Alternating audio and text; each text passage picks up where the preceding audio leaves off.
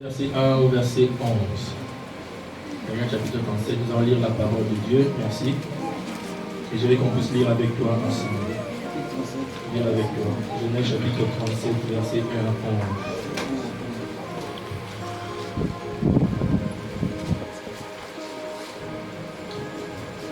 Si tu es là, tu dis Amen. Amen. Prépare ta voix et lève ta voix avec moi. Au nom de Jésus-Christ. Disons la parole de Dieu. Jacob demeura dans le pays de Canaan où avait séjourné son père. Voici la postérité de Jacob. Joseph, âgé de 17 ans, faisait paître le troupeau avec ses frères. Cet enfant était auprès des fils de Bila et des fils de Zilpa, femme de son père. Et Joseph rapportait à leur père leurs mauvais propos. Israël aimait Joseph plus que tous ses autres fils. Et il fit une tunique de plusieurs couleurs. Ses frères dirent que leur père l'aimait plus que les tous, et il les prit en haine. Il ne pouvait lui parler avec amitié. Joseph eut un songe, et il le raconta à ses frères, qui le haïrent encore davantage. Il leur dit: écoutez donc ces songes que j'ai au milieu des champs. Et voici ma gerbe s'éleva et s'étint debout. Et vos gerbes l'entourèrent et se prostèrent devant elle. Ses frères lui dirent: est-ce que tu régneras sur nous? Est-ce que tu gouverneras? Et il le haït encore davantage à cause de ses songes et à cause de ses paroles. Il eut encore un autre songe, et il le raconta à ses frères. Et voici le soleil, la lune et 11 étoiles se prosternaient. Il le raconta à son père Et à ses frères. Son père le réprimanda Et lui dit: que signifie ce songe que tu as eu? Faut-il que nous venions, moi, ta mère et tes frères, nous prosterner à terre devant toi? Ses frères eurent de l'envie contre lui, mais son père garda ses souvenirs et ses choses. Je vais prier avec toi. Seigneur notre Dieu, Père, je prie pour la vision de ta fille. Je prie pour la vision de ton fils. Éternel Dieu, Père de gloire, que ceci soit écrit dans les annales, éternel Dieu de l'histoire.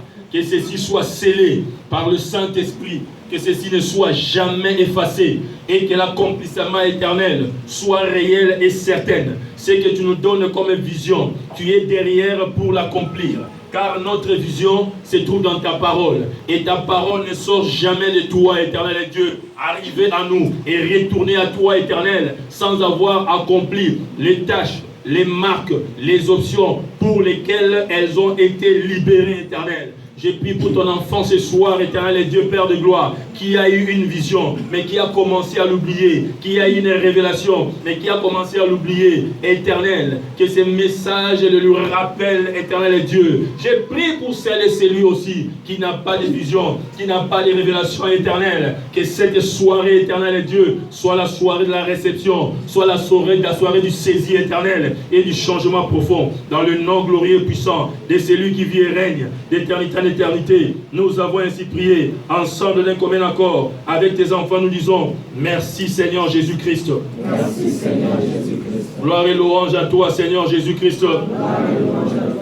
Honneur à toi Seigneur Jésus-Christ. Amen et amen. On acclame le Seigneur Jésus pendant qu'on est en train. Seigneur, si j'ai dit que laisse Dieu être Dieu, toi continue à être ce que tu dois être.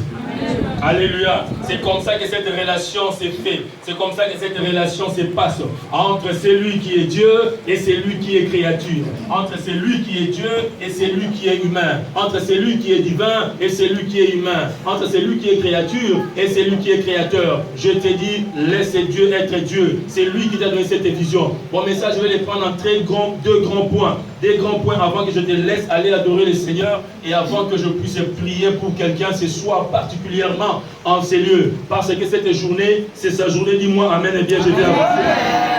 Les premier point que je vais développer pour toi, je vais te dire, laisse Dieu être le Dieu de tes rêves. Laisse Dieu être le Dieu de tes rêves. Laisse Dieu être le Dieu de tes rêves. Tu ne feras pas des rêves vains. Tu ne feras pas des songes vains. Tout le songe que tu feras aura un sens. Tous les rêves que tu auras aura un sens.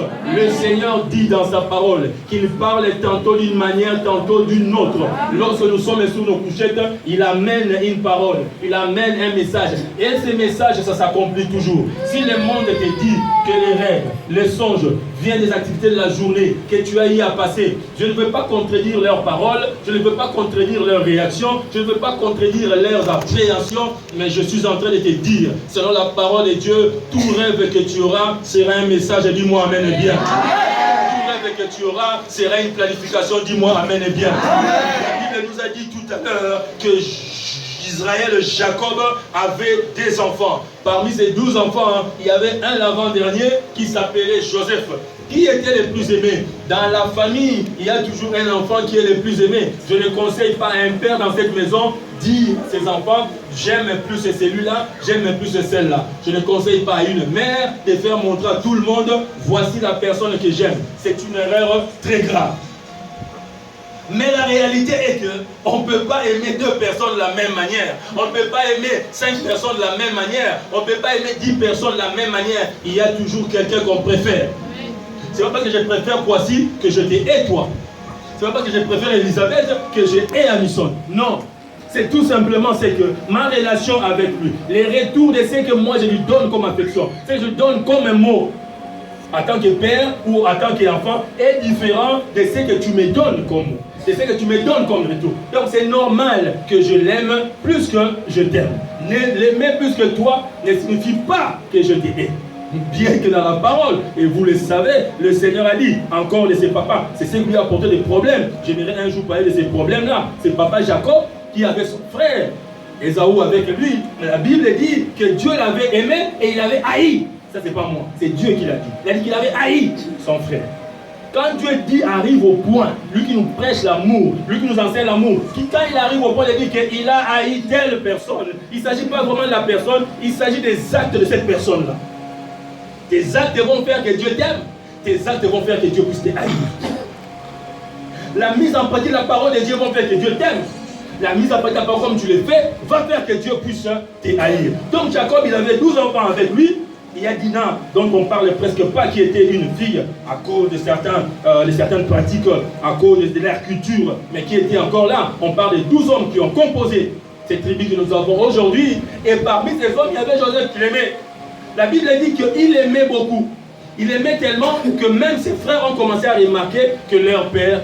Mais Jacob n'aimait pas Joseph parce que, comme j'ai dit, il aimait Joseph parce qu'il voyait dans Joseph une étoile. Alléluia. Si les gens ne t'aiment pas, pose-toi la question, pourquoi ils ne t'aiment pas? Cherche à savoir pourquoi ils te font des problèmes. Cherche à savoir pourquoi ils te donnent parce que tu attends qu'ils puissent te donner. Tout le monde est content quand on les salue. J'ai vu maman Fifi, que Dieu te bénisse encore, en train de distribuer des bises là-bas pour certaines personnes que je sais qui ne sont pas encore proches. Alléluia. Et ça fait bien d'avoir une bise, je vous dis. Ça fait bien. Alléluia. Mais quand on recherche à la voir, même d'un frère, parce que la Bible est dans le livre de Romains, même un frère, et que ça ne vient pas, où on est à 3, ça arrive avec des gens qui ne sont pas polis. Vous devez dire bonjour à tout le monde, salam alaikum à tout le monde, il fait une bise à elle, elle me saute, elle fait une bise à l'autre, il lui saute. Ça peut faire par rapport aux affinités qu'ils ont. Je te conseille parce que ce n'est pas poli. Salut tout le monde qui sont là de la même manière. Il ne faut pas trop les démontrer. Il ne faut pas les montrer que je suis plus proche, bien que c'est une vérité. C'est une vérité. Je ne demande pas d'être hypocrite, c'est seulement que tu évites. Attends quand vous serez vous deux. C'est une parenthèse. Alléluia. Je vais qu'on me salue avec une accolade. Je vais qu'on me salue avec une bise. Mais on ne les fait pas. Pourquoi on ne les fait pas? Soit j'ai une étoile et ils veulent m'arracher mon étoile. Soit j'ai les ténèbres et on ne me voit pas. C'est les deux cas. C'est toi qui sais pourquoi est-ce qu'on ne te salue pas. C'est toi qui sais pourquoi on ne s'approche pas de toi. C'est toi qui sais pourquoi on ne mange pas avec toi.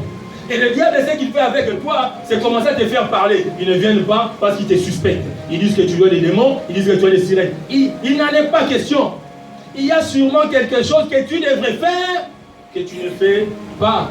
Ce soir, tu peux commencer à le faire. Alléluia. Ses propres frères ont commencé à porter envie sur lui. Ils ont commencé à l'attaquer. Ils ont commencé à les haïr. Mais Joseph, dans sa marche, il savait qui il était. Il savait ce qu'il avait reçu de Dieu. Il vient leur dire un jour, j'ai fait un songe, mes amis. Bien qu'il savait que ses amis le haïssaient. Son grand frère le haïssait. J'ai fait un songe. J'ai vu mon gerbe qu'on était en train de faire dans les champs. Il était debout et vos gerbes se sont inclinés devant les gerbes. Mais le grand frère dit, mais petit, mais tu es fou. Qu'est-ce que tu es en train de dire? Vous savez, il y a des songes, il y a des révélations. Quand on te les donne, tu n'as pas besoin de discernement. Le discernement est là. Dis voisin, ne fais pas semblant. Il ne faut pas faire semblant dans ces choses-là. Dieu t'a montré clairement que c'est lui qui doit vous diriger. Dieu t'a montré clairement, c'est lui qui va vous conduire. Soumets-toi. Ça ne dépend pas de l'ange. De l'âge, je voulais dire. Ça ne dépend pas des études faites. Ça ne dépend pas de quel pays il est venu. Il est américain, il est le frère de Donald Trump ou bien il vient de Burkina Faso. Ça dépend de l'étoile. Dis avec moi étoile. Dis bien avec moi étoile. La Bible dit que ses frères les haïssent quand il parle là. Le petit de 17 ans, il revient encore pour la deuxième fois. Oh, j'ai fait encore un songe. Bon, mais toi, tu ne fais que des songes. C'est plus fort que moi. C'est ça, c'est que je suis. C'est ce qui arrive en moi. J'ai fait un songe. Et là, maintenant, il n'a pas dit seulement à ses grands frères. Cette fois-ci, il dit à ses grands frères, à son père et à sa mère. Il dit à toute la famille, voici ce que j'ai eu. Voici ce que j'ai vu. Ma vision. Ma vision. Voilà pourquoi nous témoignons sur nos visions. Parce que ta vision, parce que Dieu sait qu'il t'a dit, si tu te mets dans la ligne, si tu le laisses être Dieu, et que toi tu restes ce que tu dois être, ta vision, je le disais à Guillaume, je te l'ai dit encore, j'ai déjà écrit en public, je pèse le mot, ça ne dépend que de toi, de pouvoir faire ce que la Bible dit et de le voir s'accomplir ou de faire le contraire. Parce que moi, on me l'a dit plusieurs fois, je ne savais pas parler, je ne pouvais pas parler devant les gens, on montait sur moi, mon petit frère, le troisième de la famille, il allait se battre pour moi, mais Dieu me disait, voilà ce que tu seras, tu te battras. Voilà ce que tu feras. Tu feras tête aux gens. On ne va pas te porter tout le temps. Et mon petit frère, il y avait mon cousin, c'est lui qui s'est battu. Moi, on avait 5 ans, 6 ans. Alors qu'il était plus petit. 7 ans. Il y avait une vision. Tu te battras. C'est toi qui te battras. C'est toi qui amèneras. Alléluia. J'ai déjà dit à Zé, je le dirai, tout ça fait mon témoignage. Mon père me disait, quand je te regarde, je vois un vide. Je vois rien. Je vois, comme on disait à maman Fifi. Alléluia. Mais il y avait une vision. C'est que Dieu a comme vision pour toi. Et c'est que les hommes peuvent avoir comme vision pour toi sont deux choses différentes. C'est comme le jour et la nuit. Ce que l'humain dit, c'est l'opposé de ce que le divin dit. Voilà, nous devons choisir et savoir qu'est-ce que le divin t'a déjà dit. Qu'est-ce qu'Adonai t'a déjà dit. Qu'est-ce qu'on t'a déjà dit. Papa, je me suis vu debout. Il y avait le soleil. Il y avait la lune, il y avait 11 étoiles qui s'inclinaient devant moi. Même réaction que ses enfants. Jacob dit, oh, mais petit, qu'est-ce que tu es en train de dire là? Donc tu es en train de dire discernement direct. Donc tu n'as pas besoin de pouvoir défendre ta vision. Tu n'as pas besoin de pouvoir défendre ce que Dieu t'a donné. Tu n'as pas besoin de te chamailler avec eux. Tu as besoin de les faire connaître et le discernement est simple. Est-ce que je parle à quelqu'un? Amen. Mais qu'est-ce que tu dis? Donc tu es en train de dire que moi, ta mère, tes frères, nous allons nous éclairer devant toi. Je ne te fais pas dire ça. Tu l'as dit. Vous vous rappelez de celui qui disait tu l'as dit? C'est qui? C'est qui? C'est qui? Jésus. Merci beaucoup. Jésus. Donc tu es en train de dire que toi, tu es le roi des Juifs. Tu l'as dit. Amen. On acclame pour Jésus. Amen. Ils vont dire dans ta vie, c'est que même toi-même tu as peur de dire. Ils vont déclarer dans la communauté ce que toi-même tu as peur de déclarer dans la communauté. Eux-mêmes vont énoncer ce que tu es, mais qui n'est pas encore visible. Alléluia. Le premier point que je vais te dire ce soir, bien-aimé, laisse Dieu être le Dieu de tes rêves. Alléluia. Lis avec moi le verset 19 au verset 20. Verset 19 au verset 20. La Bible dit ceci, je lis au nom de Jésus-Christ. Dites Amen bien. Amen.